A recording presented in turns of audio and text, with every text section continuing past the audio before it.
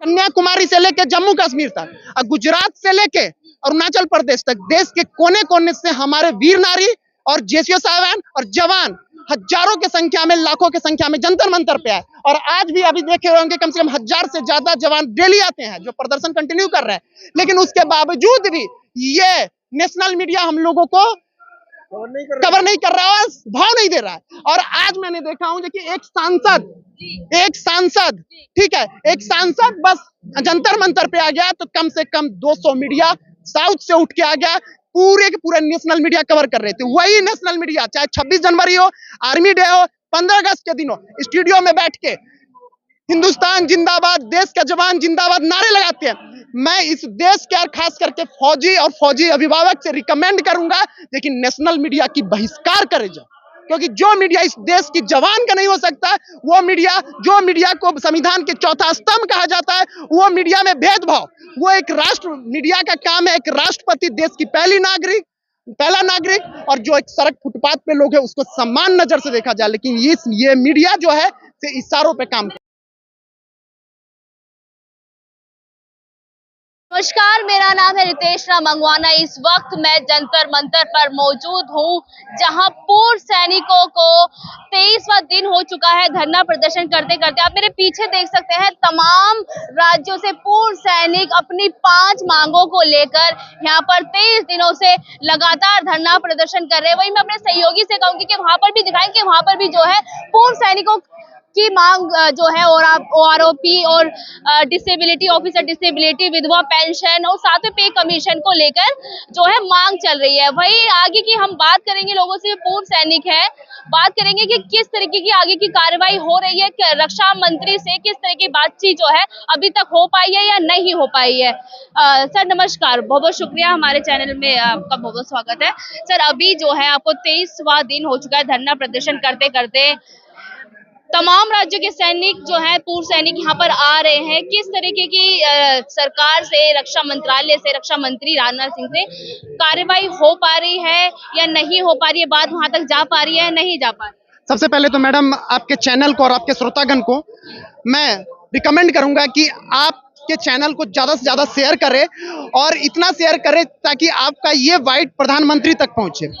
और मैं ये बात कहना चाहता हूं कि देखिए, पिछले 20 फरवरी से कंटिन्यू हम लोग जंतर मंतर से यहाँ पे कंटिन्यू प्रोटेस्ट कर रहे हैं, जिसमें कि प्रोटेस्ट में सबसे बड़ी जो विसंगतियां है, जो 1 रैंक 1 पेंशन 2 में जो सरकार ने कैबिनेट से 23,000 करोड़ रुपया पारित किया है, जो उन्होंने दावे किए थे कि 23,000 करोड़ रुपया हमने दिया है, लेकिन एक्चुअली में वो पैसे मात्र 3% लोगों के पास में चले गए। सरकार ने वादे तो किए लेकिन जहां पहुंचना चाहिए वहां नहीं पहुंचा। पर सरकार कहती है ना सबका साथ सबका विकास, क्या सैनिकों का विकास कहीं ना कहीं यहाँ पर रुका हुआ है? देखिए, अगर सैनिक एक हम लोग क्या होता है, डिसिप्लिन के एक बुनियाद है सैनिक, लेकिन डिसिप्लिन के बुनियाद में रहते ऐसा हो गया जो कि हम लोगों के साथ में नाइंसाफी हो गया। हमारे बड़े भाई हैं, उन्होंने बंद रूम में सरकार के साथ में मीटिंग किया, संख्या बल हमारे दिखाई और उसके बाद फिर सारा का सारा 3%, 97% लोगों को जो मिलना चाहिए था वो लेके निकल गए। तो ये दिक्कत हो गया, यही कारण है जो हमारे साथ में भेदभाव हुआ है। उस भेदभाव के सैनिक अधिकारी और जो पूर्व सैनिक है, कहीं ना कहीं वो आपस में जो है राजनीति कर रहे हैं और आपके सम्मान को, आपकी पेंशन को लेकर कहीं ना कहीं उसको दबाने की कोशिश कर रहे हैं बीच में, और सरकार तक ये बात नहीं पहुंच पा रही। देखिए, सरकार तक तो बात पहुंच पा रही है, इसमें कोई दो राय नहीं है। अगर सरकार तक बात, सरकार हमें जज भी कर रही है, ऐसा नहीं है कि जज नहीं कर रही है। और मुझे आशा ही नहीं, पूर्ण विश्वास है। देखिए, माननीय प्रधानमंत्री देखिएगा हमसे संज्ञान लेंगे, लेकिन हो सकता है सैनिकों की परीक्षा हमेशा ज्यादा लिया जाता है, ये देश में हमेशा सैनिकों की परीक्षा लिया जा सकता है। तो हो सकता है कि सरकार हमारी परीक्षा ले रहा हो तो परीक्षा में हम 110% पास होंगे। ऐसा क्यों लग रहा है आपको कि सरकार आपकी परीक्षा ले रही है? 23वां दिन आपको धरना प्रदर्शन करते हो चुका है, बगल में आपके संसद है, अभी तक प्रधानमंत्री भी, जैसा आपने देखा, बॉर्डर पे जाके त्योहार मनाते, मनोबल बढ़ाते हैं, इतना टाइम क्यों लग रहा है फिर उन्हें? अगर मैं क्यों नहीं समझू कि परीक्षा नहीं लिया जाता है, अगर देना होता माननीय प्रधानमंत्री तो अभी तक हमारा संज्ञान ले लेते हैं, लेकिन 23 दिन हो गया अभी तक संज्ञान नहीं लिए हैं, तो हम तो अपने आप को परीक्षा ही बोलेंगे ना कि हम परीक्षा दे रहे हैं, एग्जाम दे रहे हैं। और मुझे आशा ही नहीं, पूर्ण विश्वास है। कब तक ये परीक्षा चलने वाली है? अब वो तो एग्जाम जो ले रहा है ना, उसके ऊपर डिपेंड करेगा ना जी हमसे कितने पेपर लेंगे। ठीक है, लेकिन टोटली गलत हुआ है। माननीय प्रधानमंत्री जी को इस बात को संज्ञान जल्दी से जल्दी लेना चाहिए, क्योंकि देश की सेना रोड पे अगर बैठी हुई है तो ये उस देश के लिए सही नहीं है। जवान भी और किसान भी इस टाइम रोड पे बैठा हुआ है। कहीं ना कहीं उनके मुद्दों को सरकार नजरअंदाज कर रही है, कहीं ना कहीं उनकी बातों को नजरअंदाज कर रही है, क्योंकि जवान और जय किसान का नारा शुरू से ही, जब से देश आजाद हुआ है, लगता रहा है। आज वही दोनों लोग जो है धरना प्रदर्शन में बैठे हैं, अपनी विसंगतियों को लेकर बात कर रहे हैं। देखिए मैडम, आप एकदम सही बोल रहे हैं कि जवान और किसान, जो जवान है वो किसका बेटा है? किसान का बेटा है। तो ये दोनों रोड पे है। कल भी आप देखे थे किसान आंदोलन चल रहा है। माननीय प्रधानमंत्री जी को जवान और किसान 2014-2019 में भर भर के वोट दिए हैं। अगर वो ज्यादा परीक्षा लेंगे तो 2024 नजदीक है, 2024 नजदीक है। लेकिन आप ही लोग, मीडिया लोग, जब ये बात हम बोलते हैं तो 2024 में क्या करने वाले हैं? भाई सिंपल सी बात है, हम लोग 30,000 सेना है, उसके अभिभावक है। अगर मोदी जी हमारी बात नहीं सुनेंगे तो देखेंगे जो हमारे सेना के, जो हमारे बुजुर्ग लोग हैं, वो जो डिसाइड करेंगे वो सोचेंगे। कहीं ना कहीं मतलब कहने वाले हैं कि आप झटका देने वाले हैं कि प्रधानमंत्री मोदी जी को, क्योंकि प्रधानमंत्री जो कहते हैं कि लोगों का जो है 140 करोड़ जनसंख्या का कवच लेके घूम रहे हैं और कहते हैं मैं एक अकेला सब पे भारी। देखिए, ये सब चीज पे ज्यादा हम लोग पढ़ने वाले नहीं हैं, ठीक है। मोदी जी क्या बोलते हैं क्या नहीं बोलते हैं, लेकिन सेना के मामले में ज्यादा देरी करेंगे तो ये दिक्कत हो जाएगा, क्योंकि सेना जो है इस देश की रीढ़ है, ठीक है। जिस देश का सेना मजबूत नहीं है, जिस देश की सेना की मनोबल डाउन हो जाएगा, वो देश ठीक सही रास्ते पे नहीं जा रहा है। इसलिए माननीय प्रधानमंत्री जी को आप एक बात समझिए। देखिए, हम लोग जो किस भेदभाव से यहाँ खड़े हुए, उस चीज को पहले समझना बहुत जरूरी है। अभी साहब लोग हैं, ये साहब लोग इतने लंबे लंबे सर्विस किए हैं, मैं तो बहुत कम सर्विस किया हूँ। ये साहब है, ये साहब, इन लोगों से पूछिए, जो कि इन लोगों के जो टेबल मैट्रिक्स, जो पेमेंट टेबल इशू हुआ है, उस पेमेंट टेबल में रेशियो देखा जाए तो जहां पे 1 रैंक 1 पेंशन में इन लोगों का पेंशन बढ़ना चाहिए था, वो कम हो गया रेशियो के जरिए में। जो 42,700 करोड़ और 23,000 करोड़ जो मिलना चाहिए था सब लोगों को, इस देश की वीर नारी को, लेकिन उन लोगों को क्या मिला? कुछ भी नहीं मिला।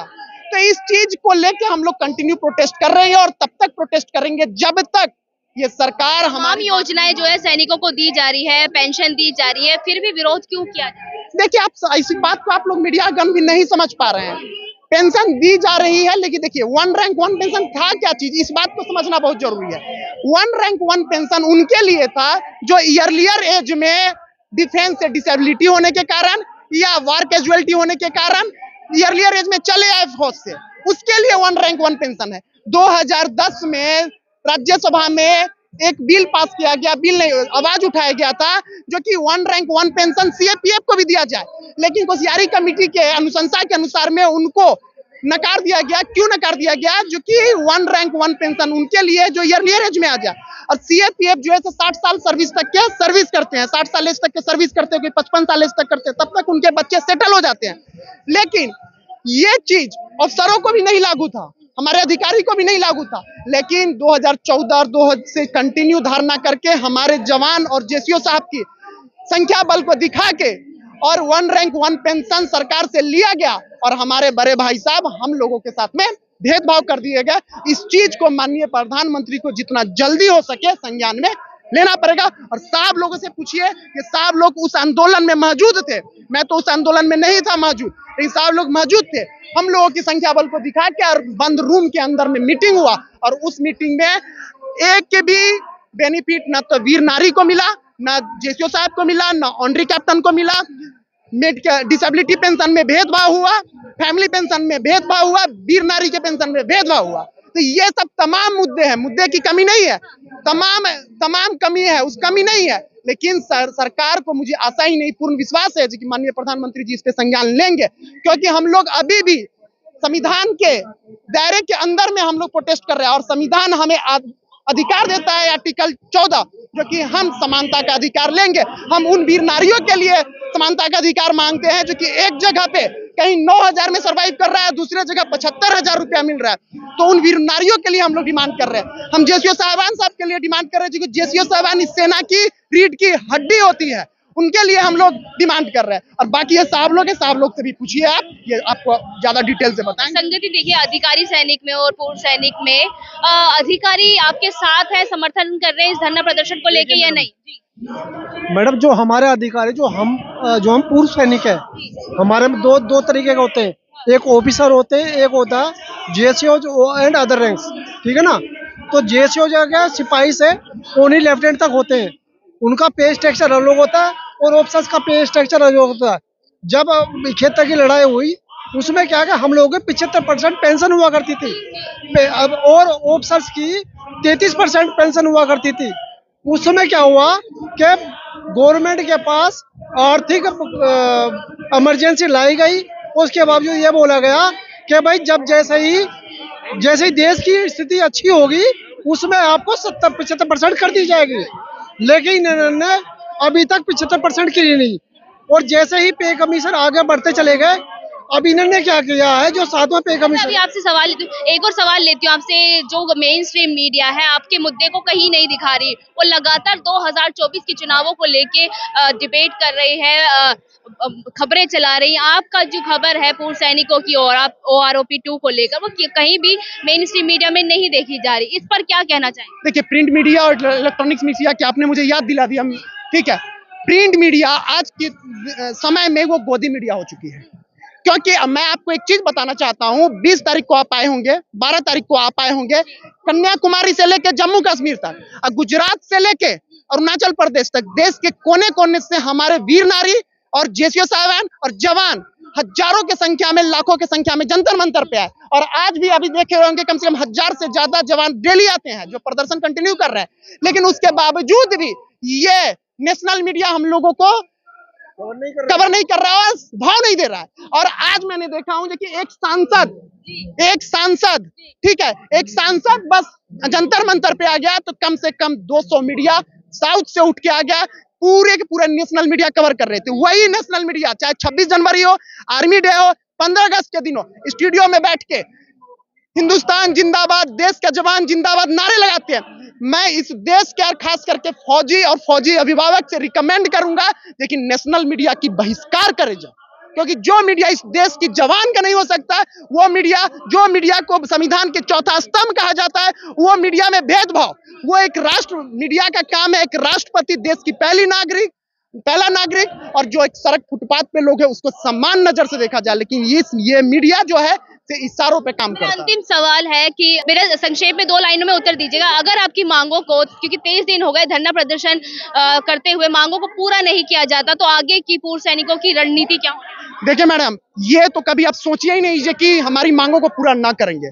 ये देश का जवान है, इस देश का जवान है, जो जवान विदेशी धरती से, विदेशी सेना से लोहा ले सकता है, तो ये तो हमारी सरकार है।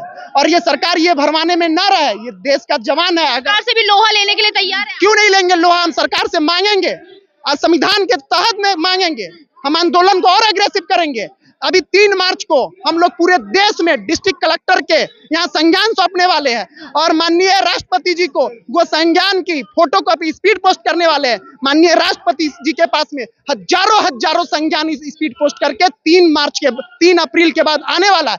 तो आप ऐसा क्यों बोल रहे हैं कि ये सरकार हमारी बात नहीं मानेगी? सरकार सेना की बात मानेगी, हमें आशा ही नहीं, पूर्ण विश्वास है। बहुत बहुत शुक्रिया बातचीत करने के लिए। आपने सुना होगा कि तमाम राज्यों के पूर्व सैनिक यहाँ मौजूद हैं और कह रहे हैं कि अगर सरकार हमारी बात नहीं मानती तो आगे जाकर ये धरना प्रदर्शन अग्रेसिव हो सकता है और इस पर जो है आगे जाके और भी बड़ी कार्रवाई होगी।